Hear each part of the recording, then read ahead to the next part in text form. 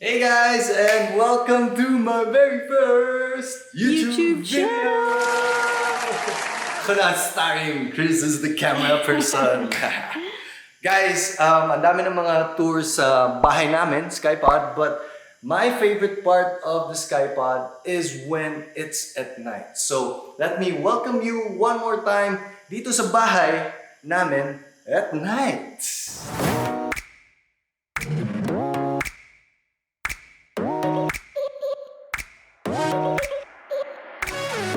This is going to be a Slater style video. So ang gagawin natin is mag-focus tayo ng mga technical challenges and technical tips na makukuha nyo when you will decide to make your own home in the future. So we start off our tour of the home as usual. Pagpasok natin dito, makikita natin yung living room and dining room. But if you notice, we've used all warm lighting.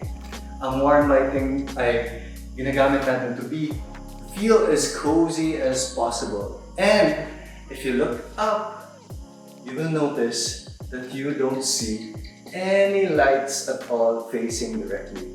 Or in short, there is no downlight whatsoever.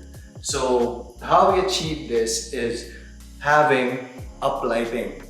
It took us a while to figure out the proper way to do it, but this is what is here, and those are outdoor lights that we repurposed. Ito yung makikita natin sa mga gardens na facing up, na nagsaspot ng mga trees. So we decided to repurpose it so that parang there's a shower of warm light lang. Very soft and very chill. So when I'm here at night in the sofa, I will be having my whiskey, listening to music. I feel very, very comfortable and ready to take a rest and ready for my bedtime. Chill. So for all of you who want to achieve this kind of lighting, uplight ang tawag niyan.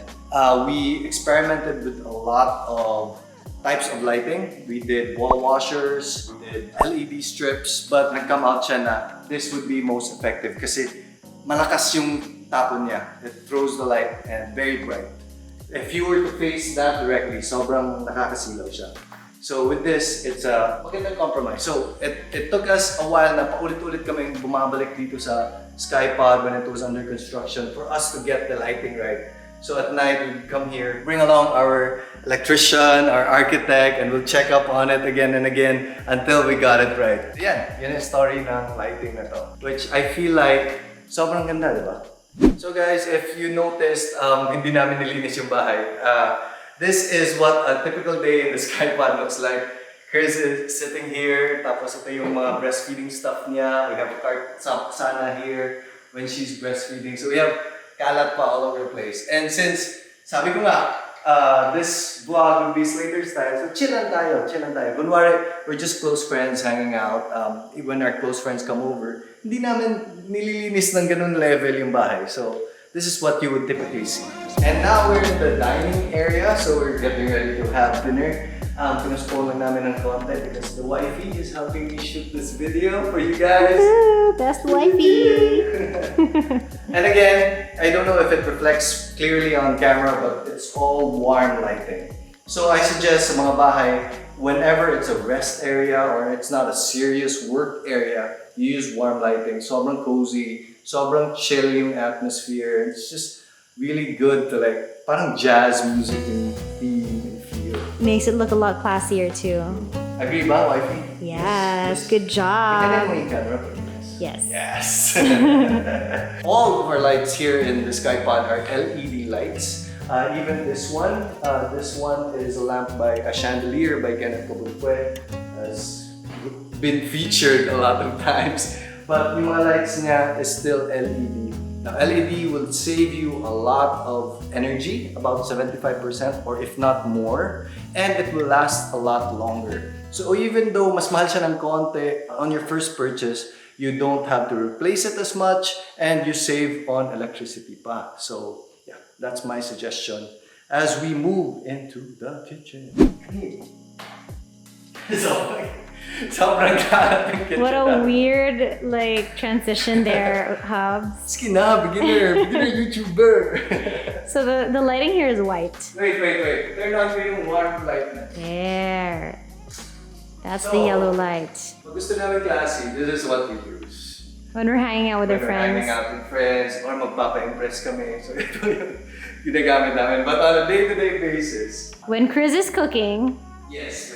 there, it's work Ito yun. mode. So white lighting. So, because this is a work area, as I said. So this is cool white. So parang warm white, cool, then cool white. So there's levels of temperature sa lighting. As you go up, parang mas forward na talaga siya. So even the counters or when Chris is cooking. So puro white talaga. So you can see clearly the color of your food, how your business in the kitchen. Yan. So that's the kitchen for you guys. Guys, sobrang favorite part ko ng bahay is during the night talaga. So I feel like this house is at best during nighttime. So again, medyo makalat. We just placed the Our gym Scott's Orville here. with Scott's chair.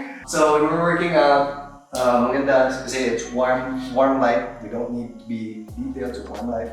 But ito yung view mo when you're working out at night and we turn on all the lights. Oh, diba? Nice. Okay, so nandito tayo sa mga hallways going to the rooms. If you can see, the lighting here is a little bit different. It's still warm, but ang ginamit namin dito are track lights. Track lights because it can run on tracks, it's running on tracks, and you can adjust where you put it, and you can adjust the direction kung saan mo i-face. This is what we decided on, and our architects, LLG architects, helped us decide on because we wanted to put frames here in the future. So may content frames kami, pero we wanted to add more, and then we don't know the location quite yet. So pwede namin i-adjust para mag-face. Hindi natin alam, when kaya na namin mag-afford ng Picasso, lagay namin dyan, spotlight na.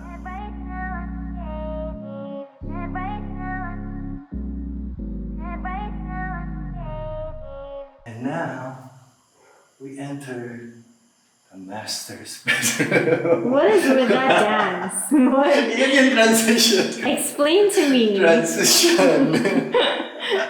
Okay, good. It's on na pala. So dito, again, we're playing with warm light. If you have the option for your bedroom, use warm light because especially when you're using LEDs, yung mga blue light ng LEDs kagaya ng mga devices natin, mga computers, can disrupt our sleep. So dito, cove lighting yun na nilagay namin. It's LED strips yung ginamit namin. So pinatong lang namin siya, parang eye nakaganyan. So we just placed it here. Strip of LED lights, that's it. So parang nagbigay siya ng cove effect and nagre-reflect din siya sa warm tone ng ceiling namin going down here.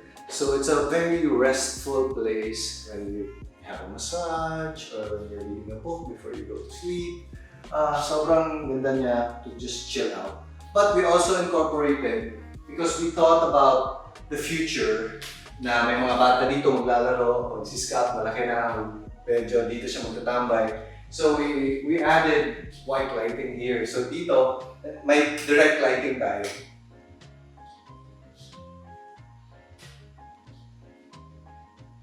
So para very illuminated yung bedroom if we need it to be. So guys, quick tip lang, dito sa hallway namin, and we're using this around the house, meron tinatawag na 3-way or 4-way switches. I don't know what's going on and why they call it a 3-way or a 4-way. Ang alam ko lang is, pwede ka mag-switch doon, pwede ka mag-switch dyan, and pwede ka mag-switch doon sa dulo. So it's, hindi ko alam, if it's 3 places, they call it 4-way, but if it's 2 places, they call it 3-way.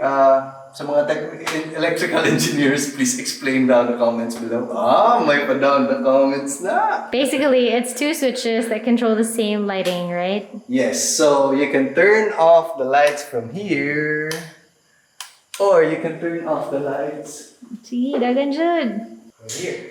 Late at night, uy, nakalimutan kong isara yung lights. When you close it, I don't have to go all the way there. Doon lang. Diba? So dito natin makikita kung bakit sinasabi ko the Skypod is the best at night. Nakikita natin yung mga wall-mounted lights na up-down. So up-down. So may... ano ba explain?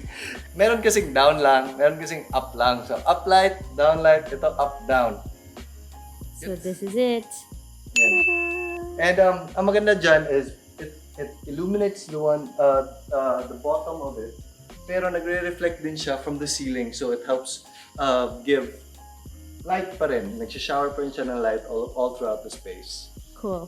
Yeah. And may uplight din kami sa cactus namin.